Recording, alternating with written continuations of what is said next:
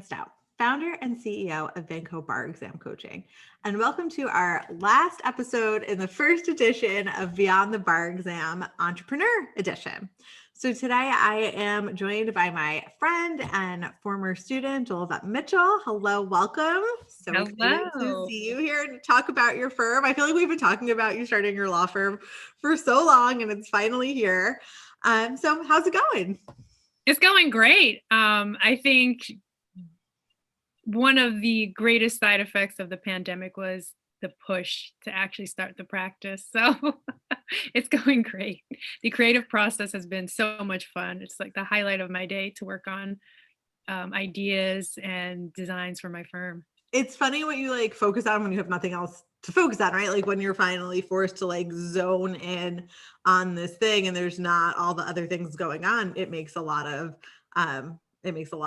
progress, right, happen quickly. So that's awesome. Let's just start off, like tell people about the name of your firm, what kind of practice area you're in, like your general philosophy, all of that stuff, so we can get to know you a little bit better. Sure. So my law firm is the Law Office of Jolevette Mitchell, but I brand myself as the Abundance Attorney.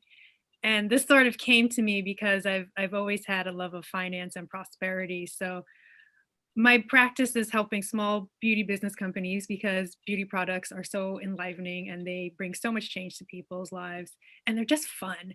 And there are so many in my community who are starting, especially during the pandemic, small businesses where they're making body scrubs and soaps in their kitchens. So I started getting a lot of questions from the community, but I was also getting questions from the community regarding a lot of questions actually about wills and estates. So bringing both of them together, I want to see my clients succeed. So my mission when I'm helping a company review their cosmetics for FDA compliance, or if I'm helping, an individual or family plan for their future, it's about helping them succeed in that. Because if I can help a company succeed and get to their next level, so they wind up in Sephora or Macy's, or helping a family plan for future generations, generational wealth, that to me is success and prosperity. And that's what I want to bring to my clients.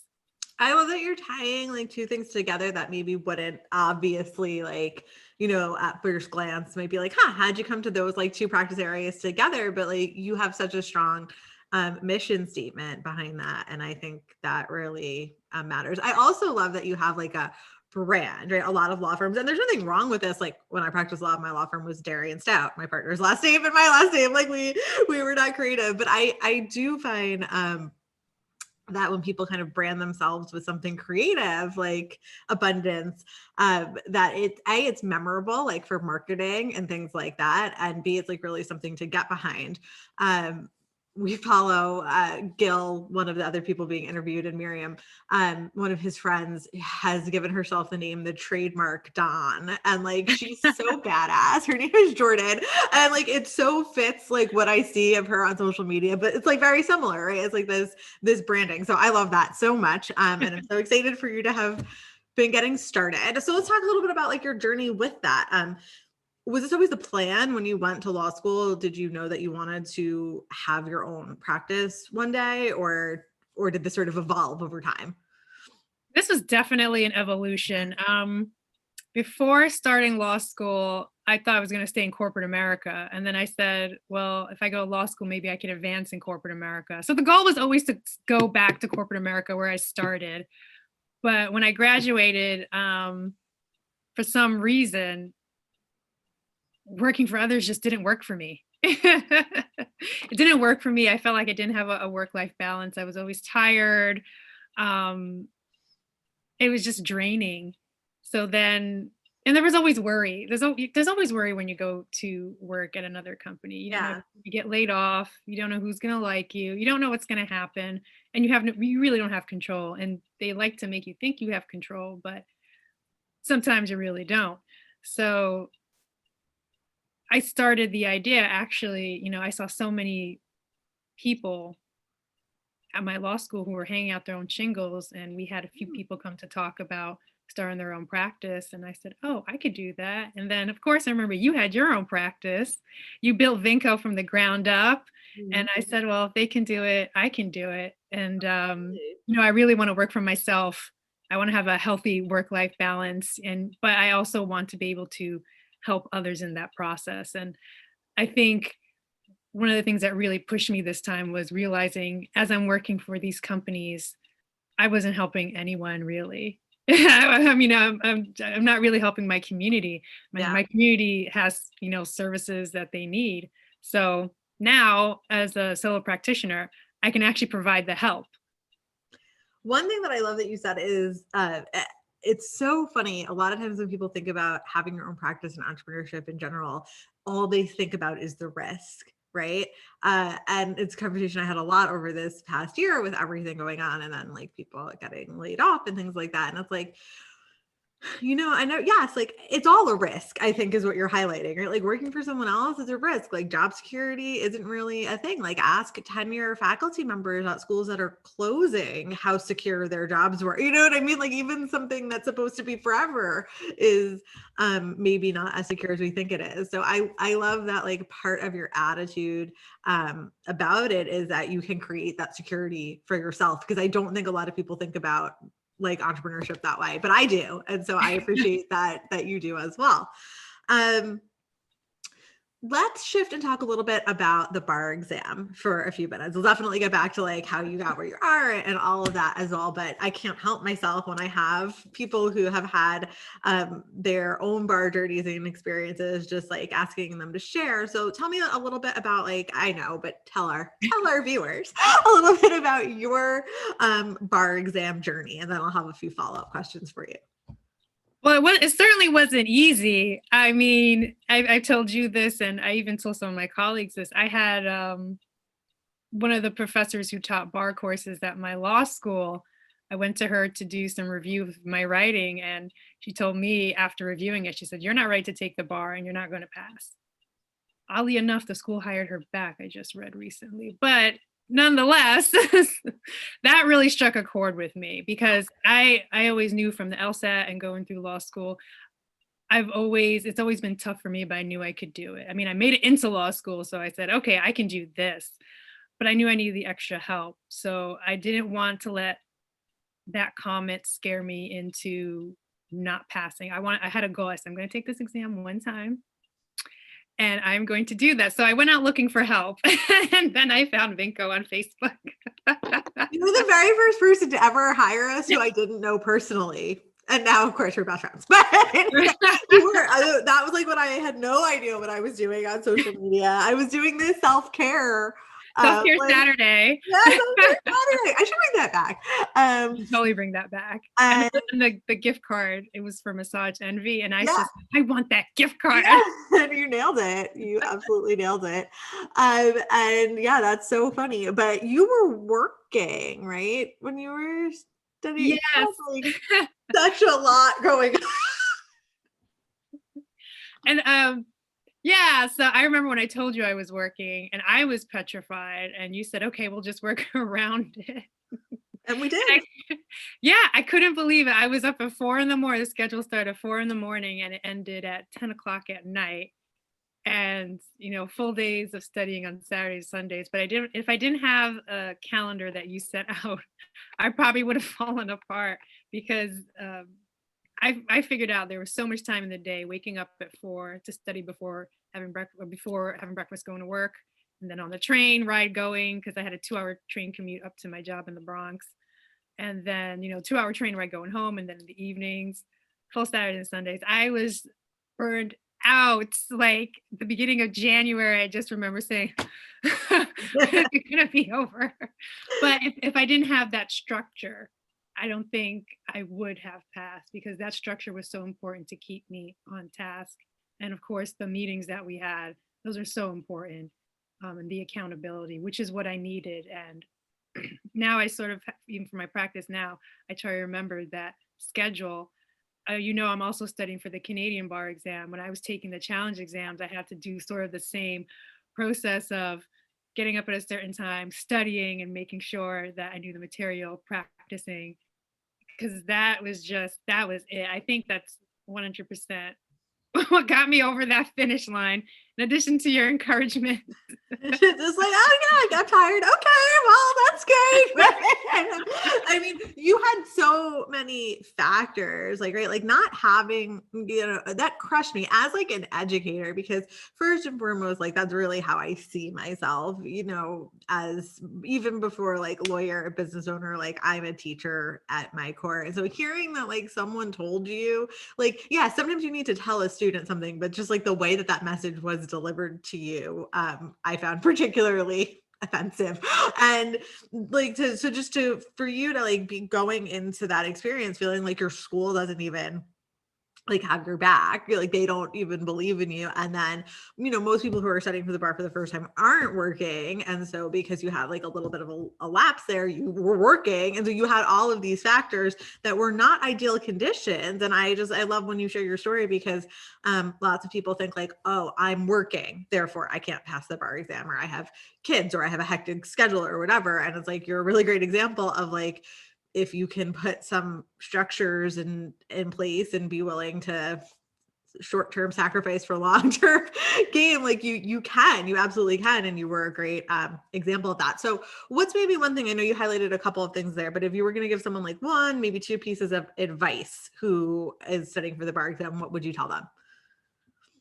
I have more than one piece of advice. Share a few. You don't listen to anyone else but yourself. Follow your gut. Create a schedule. Even if you're not working, create a schedule, stay on top of it, and visualize. I think towards the end, you start adding to the schedule at least 10 or 15 minutes of visualization. You have to really visualize yourself passing the bar exam. And I did that up until the day before, where I just sat, closed my eyes, and I envisioned getting a letter saying that I passed. And I woke up at midnight at the end of April getting a letter saying that I passed. So that's really key. You hear the stories all the time. Athletes do it. All the other millionaires do it. They imagine, they dream of their success. So I think once you put that energy out there, you're gonna succeed. It's gonna happen. I still have the message, the text message from you saying you passed. I was so excited. Oh gosh. So absolutely. I think those are great tips. And thank you for sharing those. I want to shift back a little bit more now into like what you're doing today. Bar exam behind you, where it belongs. Well, kind of, Miss, I need to be an international attorney. I'm still not convinced that I'm not going to convince you to come bring your capabilities for the Canadian bar to Vinco, but that's story for so thinking about, I do want to add though, I passed 3 of my challenge exams using that method for Canada. So exciting. I can't even when you're all done, I want to like learn more about that process, because it's so different from how we do bar prep here. But so not only are some of our followers, people who watch, Vinco's content studying for the bar, but many of them are still law students. So I want to ask you a little bit about like, okay, this wasn't necessarily your plan going into law school, right? So I think it's a good message to hear that like things shift, and that's okay. But B, sort of a twofold question. Like, A, is there anything you did in law school that you find helpful in running your business and the type of law you're doing now? Or on the flip side, like, is there anything that you're like, damn, I kind of wish I had done that when I was in school? Networking. I networked so much in law school, and I made so many great connections with my dean and colleagues. So now I have a nice Rolodex of referrals. One of my business mentors started her own firm. And when I told her I was starting my practice, she does one thing in terms of small business planning. I have small business owners who I'm not helping build their business. I'm helping with a specific area, but she can co-counsel for the small business part. So it's great so it was the networking in law school that I did that I think is the best thing anyone can do, and to keep those networks going after law school. That's going to help you succeed anywhere. I agree so much with that. The thing that I wish I had done, I wish I did more internships, or I gave myself the opportunity to explore in certain internships. especially internships where you can gain courtroom experience. I Mhm. shied away from those because I'm just naturally an introvert and most of my practice is primarily transactional. Yeah. But I do wish I took advantage of those externships where, you got to go to federal court or do civil court work. So, you could get the experience of being an oral advocate. Yeah, it's funny, like, I'm an extrovert with stage fright though, so it's like I did an honors prosecution externship, and I was in the Westchester DA's office, and like my third day there, they're like, okay, you guys are gonna do the arraignments, and I was like, what? Like, we're gonna do what with who? Like, no. Not ready for that. So, but those experiences, like, I was in the courtroom for a little while after I graduated, and it was very helpful to have that not be my first experience doing it. And it's helped later on with my business too, in terms of like, I produce a ton of video content and teach and do all of those things. So yeah, I think that's probably good advice for people to push their comfort zones with like trial advocacy or moot court or things like that, that kind of force that aspect a little bit. Yeah. Um, what kind of steps? So now, like, maybe shifting focus again a little bit, maybe more to some people who are working a 9 to 5 and trying to like build a business on the side, make a shift, something like that. What and I love this because I know that your answers are going to be a little bit different. Everyone else in this group of interviewers has been a little more fly by the seat of their pants than you are. So I was very excited waiting to get to this interview because you put a lot of thought and care into starting your practice. And I would like people to hear that not all of us are just like, okay, I'm an entrepreneur now, that some people actually go through a planning process.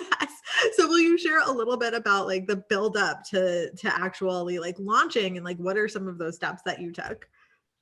So the first step I took was, I think I spoke to you. I think we're the first Obviously. person that said, I'm ready to start my own business. And then, you created the Purpose Driven Business Collective. It was around 2018. So that was the first step for me in reading the books because I wanted to have a foundation to make sure that it was right for me. I didn't want to just jump into it because I did have a full-time job and I wanted to save up money. I wanted to make sure I had enough of a nest egg before diving in because, again, I'm so cautious when it comes to finances. I don't think anyone should not do anything they're prepared to do unless they have some sort of cushion. And I was definitely in that boat. I said, well, I can't do it right now. But so I went through the courses and I was reading the books and I said, okay, I can do this. Not right now. Let me take, and then I wanted to build what I was going to do. There's so many, I mean, as attorneys, we could do so much. The world is our oyster when you have a law. There's so many areas of practice. And I was just trying to find one thing to hone in on.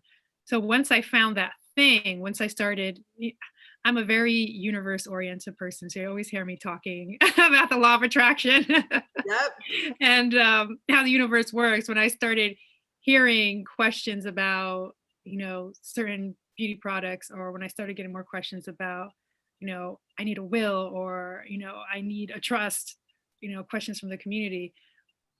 When you keep hearing it over and over again, for me, that's a sign. So Yeah.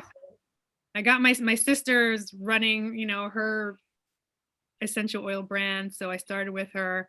And then I had a neighbor across the street who was also working on skincare. And then I remember when I posted on Facebook that I launched, I got so many people saying, oh my goodness, I'm starting body scrubs, or I'm doing this and that. So I just took that as a sign that, okay, this is going in the right direction.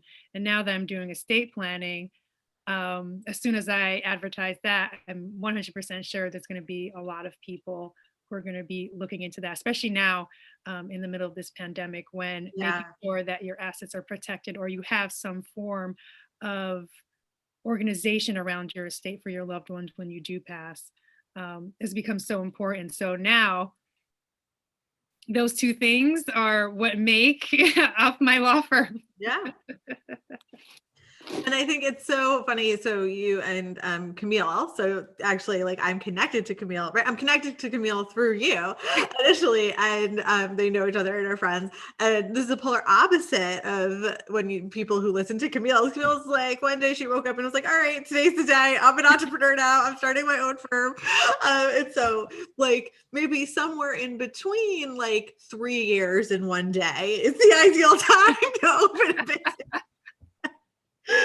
But I think like I loved having these different stories throughout because I'm trying to highlight that there is many pathways to success, right? Like someone can pass the bar on the first time like you and be successful. Someone could take the bar exam a few times like some of our other guests and be successful. Someone can decide today's the day they open their law firm and be successful. Someone could carefully plan for 3 years. Like it doesn't, like there isn't one model for it. And I want people to see a lot of different models for it. So it's so great having these different examples. I love that so much.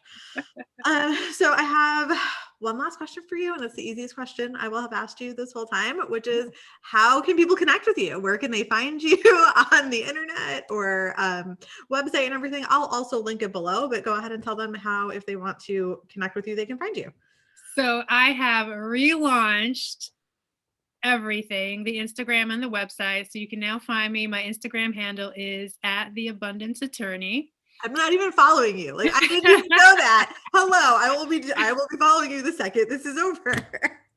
And the website is theabundanceattorney.com, and we're updating content. We have blog posts up already for the beauty companies. We're going to be adding the wills, trust and estates planning documentation shortly. It will be up there by the time this is launched. By the time It, this video goes live, ma'am. It better be up there by then. yes, and feel free to reach out, contact me with any questions. Thank you so much for taking the time out of your busy schedule to chat with me. I always love catching up with you. And for those of you who have been following along for all 5 weeks of this, I really hope you've been taking notes and got so much out of this great information. If you missed any of the episodes, you can of course go back and be sure to keep following Vinco to stay tuned. We will continue with Beyond the Bar Exam series. We haven't quite worked out what the next group we're going to dive into yet, but I will let you know as soon as we figure that out. So in the meantime, just keep following us for updates, okay?